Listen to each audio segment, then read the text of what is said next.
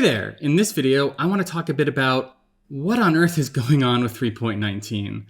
There have been a lot of things that players have responded very poorly to, and I want to talk about them, not just about what's wrong and why players are unhappy, but what I think GGG can do to fix these problems. Because ultimately what we all want is for GGG to put out a patch, fix these problems, so we can all go back to having a really fun time playing Lake of Kalandra. So, first of all, what are the problems? Well, I'm sure you've probably noticed or heard people complain about most or all of these, but here's the rundown. First of all, general loot drops have been reduced throughout the endgame. Harvest received a bunch of unannounced stealth nerfs, with some of its high-end crafts absolutely gutted. Arch Nemesis rares feel worse than ever. Beyond's revamp has been kinda terrible because its rewards are basically worthless. Lakes of Kalandra themselves feel unrewarding, and its unique reward mechanic, which might be interesting, is kinda nowhere to be found. Furthermore, 6-man increased item quantity party farming has been just absolutely destroyed, just completely nuked. It's not even a thing anymore. And the biggest problem with all of this is that none of it was communicated in livestream, the patch notes, or development manifesto. So how on earth did this happen? And where does GGG go from here? So I'm going to go through each of these issues one at a time and talk about what I think GGG can do to put out a patch and really fix these things to get the game back into a good state. So first we have the reduced loot drops. And at first players didn't really know what was going on here, but with yesterday's post from Chris talking about what they're working on, we have a pretty good idea of what's happened. Basically, a lot of monsters from League mechanics had hidden bonuses to increased item quantity and rarity. This is what caused quote-unquote juicing maps to work and be such a fun and profitable strategy at endgame. Because when you filled your map with League monsters, you would get tons more loot from them than you would from the other regular monsters in the map. Now, GGG took a look at this, and what they decided is that they wanted to even things out. They didn't want these League monsters to have rewards that vastly exceeded what regular monsters in a map had, so they reduced these rewards and brought them down. However, they didn't do anything to compensate for that. They didn't raise the base drop rates, they just reduced the bonuses on the League monsters. So the end result of all this is we're just getting tons less loot. This is a problem, first of all, because this isn't what players expected or planned for going into this league, but also so much of the game has been balanced around the old loot drop rates, that having a change like this has just huge knock-on effects. For one thing, it completely ruins the whole concept of juicing maps, which is an insane thing to say because that's kind of what the endgame is all about and has been all about for years now. So to see that just unceremoniously dumpstered is kind of shocking. The solution to this seems pretty clear though. There's kind of nothing wrong with them evening things out between League monsters and other monsters, because ultimately, when you add more League monsters to a map, you are still getting more monsters and more loot in a map. The problem is the overall loot rates, which have been reduced. So the obvious solution to that is to just raise the base rate of loot drops to compensate. It's fine that everything is even, but the overall rate needs to be the same as it was before.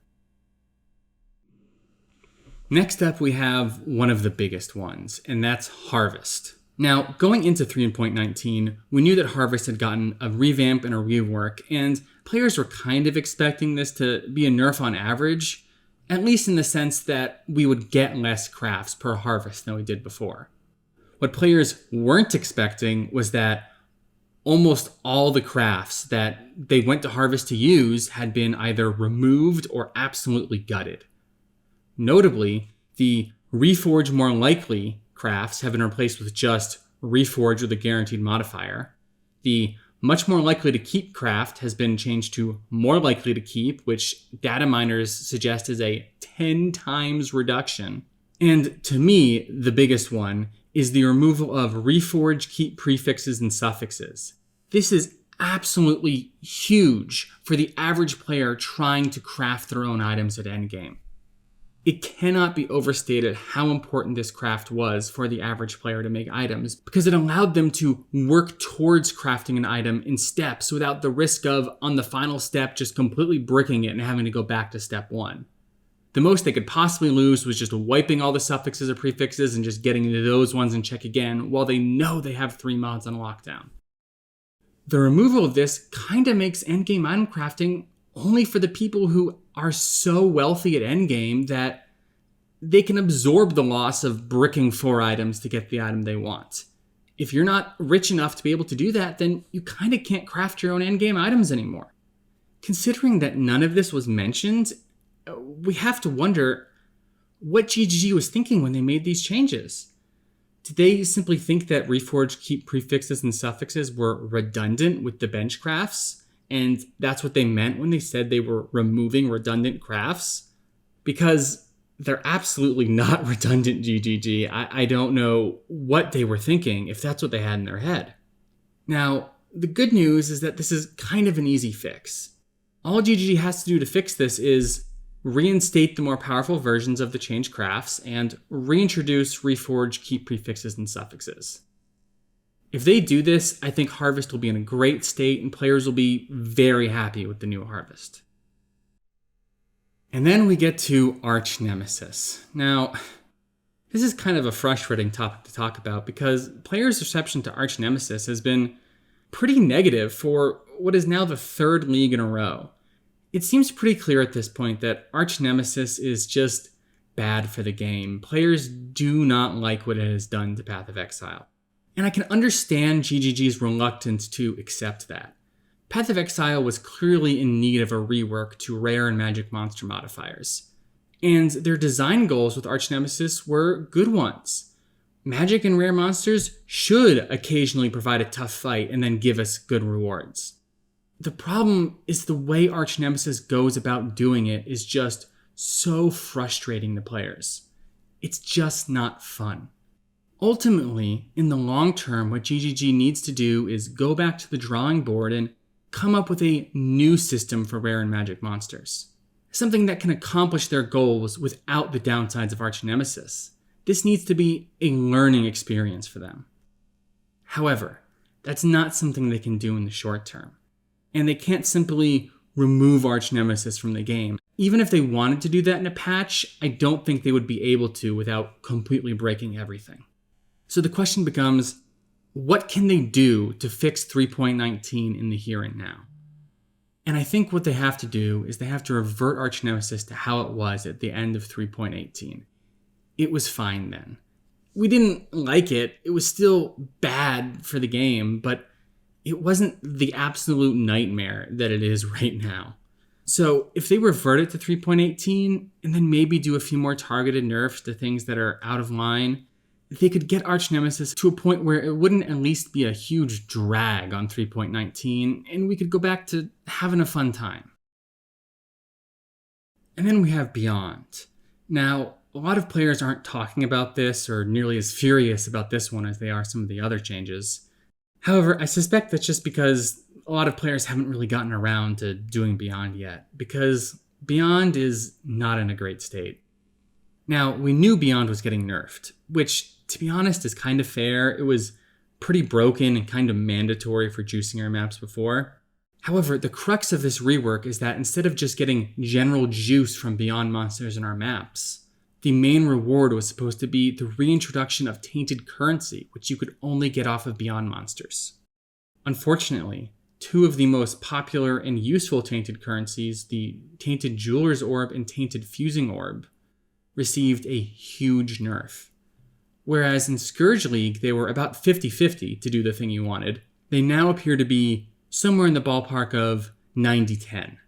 This completely destroys these currencies and makes it so that there's kind of no point in doing Beyond at all, because these currencies were the reason to do Beyond. The solution to this one is very simple. They just need to revert these orbs to work how they did in Scourge League. If that's too powerful in GGG's eyes, then they can just adjust the drop rate of these to compensate. Having them be 50-50 but rare is a lot better than having them be common but completely unusable. And then we have the Lake of Kalandra itself. Now, for this one at least, GGG has acknowledged that there's huge issues and they're taking steps to improve it. They have already increased the loot from non-league encounters in the Lake of Kalandra, and they say they are working on increasing the rewards from the league encounters as well. Furthermore, they have also already increased the appearance rate of the reflecting mists. Not the ethereal reflecting mists, mind you, which let you put in your own items, but the ones which simply let you pick one of two items to take. However, it is worth noting that so far, the Lake of Kalandra has not felt good. And to be honest, I'm kind of skeptical that even after these changes that it will feel good, for a couple reasons. First of all, a lot of players' complaints stem from the fact that the base game has already gotten kind of too difficult for them. And Lake of Kalandra, like Sentinel and Delirium before it, acts as a difficulty multiplier to the base game. And when players are struggling to do the base game already, trying to push players towards doing a difficulty 16 Lake is just going to be frustrating to them, regardless of how good the loot is. Furthermore, I don't know how other players feel about this, but when it comes to a new league mechanic, having big explosions of general loot and loot from past league mechanics isn't the thing that excites me.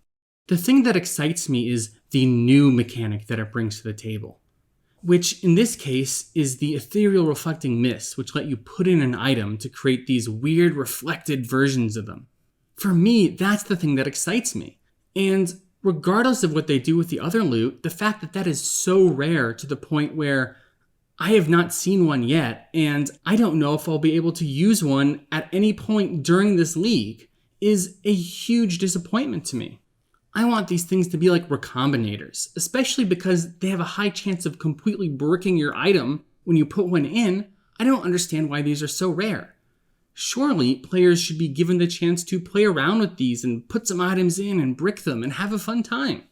So, if GGG wants to make Lake of Kalandra a fun and exciting mechanic befitting of the name Kalandra, which, to me, with the Mirror of Kalandra being the most valuable item in the game, it kinda should be, then they need to not only increase the general loot rewards, but they need to make these ethereal reflecting mists available to the average player. Perhaps what they should do is, in addition to having a specific tile that always awards ethereal reflecting mists, they could sometimes have them randomly show up on a random tile while you're running a lake. Because these would be on a random tile and you wouldn't know ahead of time, you wouldn't feel the need to simply sell your completed tablets that have an ethereal reflecting mist on them. You would simply be surprised with one and be incentivized to just pop a piece of jewelry in and use it yourself. And then for the endgame crafters who really wanted to min-max this, they would still be able to buy the rare tablets that have an ethereal reflecting mist guaranteed on them in order to make their expensive endgame crafts. I think if they did all these things, the Lake of Kalandra could be something really fun, something that really rivals even recombinators that we had in Sentinel League in both power and entertainment. And finally, we have another big point of contention, which is the 6-man party farming, which has been absolutely destroyed in 3.19. Now, this might be a bit of a hot take, but unlike all the other things the community has been up in arms about with 3.19, I'm pretty okay with this one. To me, I never really liked that 6-man party farming was so much more profitable than what the average solo player could do. When you're in a party with 6 people, you are already trivializing the difficulty of the game. You stack up so many auras, you have a magic find character that's giving you huge quantity boosts.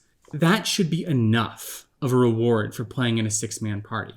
Having it also be by far the most profitable activity in the game to the point where solo players could never compete was kind of insane.